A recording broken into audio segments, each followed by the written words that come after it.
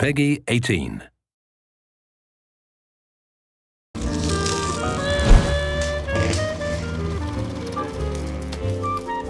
In Fallout, and then in Fallout New Vegas in particular, we really wanted to have sort of a lot of groups that people could interact with. Factions are really important to us. We didn't want to make it something where it was black and white, where you have this small group of good people against a small group of bad people. It's this very complex mixture of these different people and these different factions. The player has a lot of control over what he gets to do in the New Vegas area. He gets to influence what happens to an entire region, and in order to have that kind of influence, he needs to side with one of the factions and sort of decide where he tips the balance.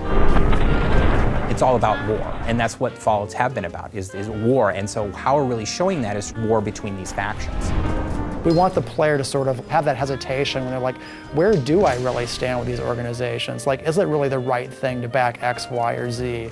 And even if I go off on my own, what does that mean for everyone who's living in the world of New Vegas?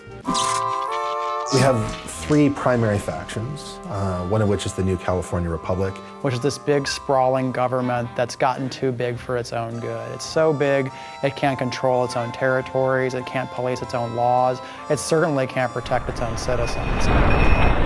On the other hand, approaching from the east, looking to lock horns with the New California Republic, is this huge army of slavers called Caesar's Legion. Which is this terrifying war band of slaves that has come from out of the Grand Canyon area that is just conquering everything in its path. NCR and Caesar's Legion are sort of stalemated at the Colorado River and at Hoover Dam. Hoover Dam is one of our signature locations in the game, and to be honest, it's what everyone is fighting over. It's still able to provide power for part of the region, which is its big draw. Of course, Mr. House is playing into it as well, because Mr. House doesn't want NCR to win, ultimately, because he doesn't want them to take control of the Strip. But that's not going to happen, because you're going to work for me. The general idea is that we have the three major factions, Mr. House, NCR, and Caesar's Legion, but then there are all these sub-factions like the Great Khans, the Powder Gangs, the Kings, the Boomers, the Followers of the Apocalypse, and the player can go to those groups and try to shift alliances. We want the player to experience those factions. We want them to know what politics are at stake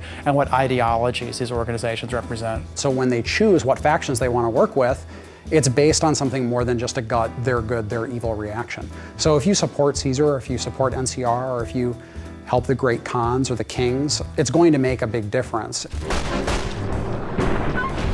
You can decide, you know what, I don't think any of you are really particularly well suited to be running this place, so I'm gonna fix that.